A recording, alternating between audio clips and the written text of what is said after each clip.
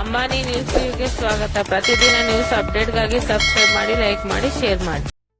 Ambani news TV ವೀಕ್ಷಕರಿಗೆ ನಮಸ್ಕಾರ. ಚಿಕ್ಕಬಳ್ಳಾಪುರ ಜಿಲ್ಲೆಯಲ್ಲಿ ಕ್ರಿಸ್ಮಸ್ ಸಂಭ್ರಮದ ಬೆನ್ನಲ್ಲೇ ಘೋರ ದುರಂತ. 4 ಯುವಕರ ಸಾವು. ಒಂದು ಕಡೆ ಮತ್ತೊಂದು ಕಡೆ ವಿಧಿಯ ಆಟ. ಕ್ರಿಸ್ಮಸ್ ಹಬ್ಬದ ಖುಷಿಯಲ್ಲಿದ್ದ ಕುಟುಂಬಗಳಲ್ಲಿ ಈಗ ಸೂತಕದ ಛಾಯೆ ಆವರಿಸಿದೆ. ಚಿಕ್ಕಬಳ್ಳಾಪುರ ತಾಲೂಕಿನ ಅಜ್ವಾರ ಗ್ರಾಮದಲ್ಲಿ ಬಳಿ ನಡೆದ ಭೀಕರ ರಸ್ತೆ ಅಪಘಾತದಲ್ಲಿ 4 ಜನ ಮೃತಪಟ್ಟಿದ್ದಾರೆ. ನಿನ್ನೆ ರಾತ್ರಿ ಚರ್ಚ್ನಲ್ಲಿ ಕ್ರಿಸ್ಮಸ್ ಸಂಭ್ರಮ ಮುಗಿಸಿ ಬೈಕ್ನಲ್ಲಿ ತಮ್ಮ ಗ್ರಾಮಕ್ಕೆ ಮರಳುತ್ತಿದ್ದ ಅಜ್ವಾರ ಗ್ರಾಮದ ಬಳಿ ಈ ಭೀಕರ ಅಪಘಾತ ಸಂಭವಿಸಿದೆ. ಅಪಘಾತದ ತೀವ್ರತೆ ಗ್ರಾಮದ 4 ಯುವಕರು ಸ್ಥಳದಲ್ಲೇ ಮೃತಪಟ್ಟಿದ್ದು, ಇಡೀ ಅಜ್ವಾರ ಗ್ರಾಮವೇ ಶೋಕ ಸಾಗರದಲ್ಲಿ ಮುಳುಗಿದೆ. ವಿಷಯ ತಿಳಿದಂತೆಯೇ ಸಂಸದರಾದ ಡಾಕ್ಟರ್ ಕೆ. ಸುಧಾಕರ್ ಅವರು ಮೃತ ಯುವಕರ ಮನೆಗಳಿಗೆ ಭೇಟಿ ನೀಡಿದ್ದರು.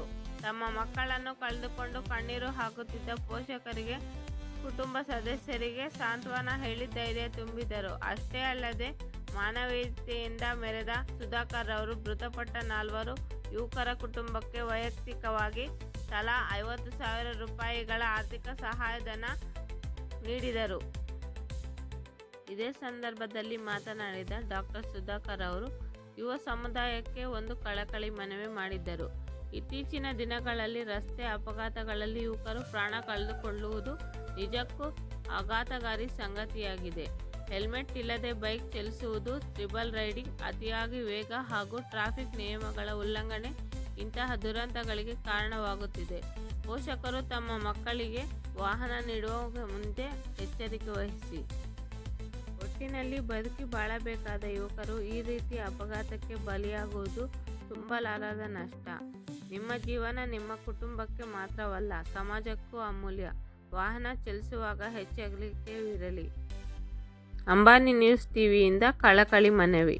ವರದಿಗಾರರು ಮಾನಸ್ ಶಿಡ್ಲಘಟ್ಟ.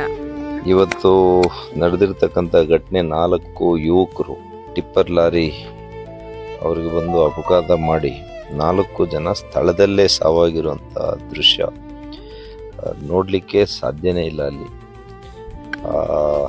ನತದೃಷ್ಟ ತಾಯಿಯೊಬ್ಬರು ತನ್ನ 2 ಮಕ್ಕಳು, 2 ಗಂಡು ಮಕ್ಕಳು ಕೂಡ ಇವತ್ತು ಸಾವಾಗಿದ್ದಾರೆ. ಇದೇ ರೀತಿಯಲ್ಲಿ ಇನ್ನಿಬ್ಬರು ಪೋಷಕರು ಕೂಡ ನಾನು ಮಾತಾಡಿದೆ. ಅವ್ರಿಗೂ ಕೂಡ ಒಬ್ಬೊಬ್ಬರು ಒಂದೊಂದು ದಂಪತಿಗಳಿಗೂ ಒಂದೊಂದೇ ಗಂಡು ಮಗು ಇತ್ತು. 15ರಿಂದ 27 ವರ್ಷದ ಒಳಗಡೆ 4 ಜನ ತರುಣರು ಅಪಘಾತಕ್ಕೆ ಈಡಾಗಿ ಇವತ್ತು ಸಾವಿಗೀಡಾಗಿದ್ದಾರೆ. ಇದು ನಿಜವಾಗಿಯೂ ಕೂಡ ನಮ್ಮನ್ನ, ಹೃದಯವನ್ನ, ಮನಸ್ಸನ್ನ ಎಲ್ಲ ಕೂಡ ಬಹಳ ಘಾಸಿಗೊಳಿಸಿದೆ. ಆಘಾತ ಆಗಿದೆ ಎಲ್ರಿಗೂ. ಮತ್ತು ಭಗವಂತನಲ್ಲಿ ನಾನು ಪ್ರಾರ್ಥನೆ ಮಾಡ್ತೀನಿ, ಆ ತಂದೆ ತಾಯಿಗಳಿಗೆ ಯಾವ ರೀತಿ ಶಕ್ತಿಯನ್ನು ಕೊಡ್ತಾರೆ, ನೈತಿಕ ಸ್ಥೈರ್ಯವನ್ನು ಕೊಟ್ಟು ಅವರಿಗೆ ಒಂದು ಮುಂದಿನ ದಾರಿ ತೋರಿಸ್ಬೇಕು. ನಮಗೆ ಪದಗಳಿಲ್ಲ, ಹೇಗೆ ಅವರಿಗೆ ಸಾಂತ್ವನ ಹೇಳಬೇಕು ಅನ್ನೋಂಥದ್ದು ಕೂಡ ಪದಗಳಿಲ್ಲ ನಮ್ಮಲ್ಲಿ.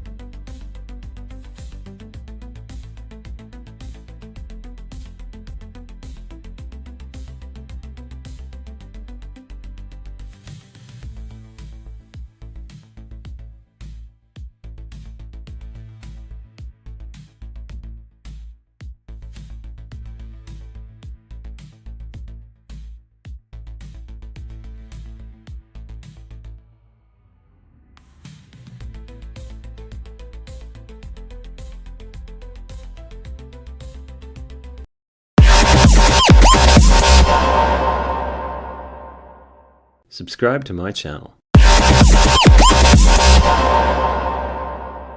Subscribe to my channel.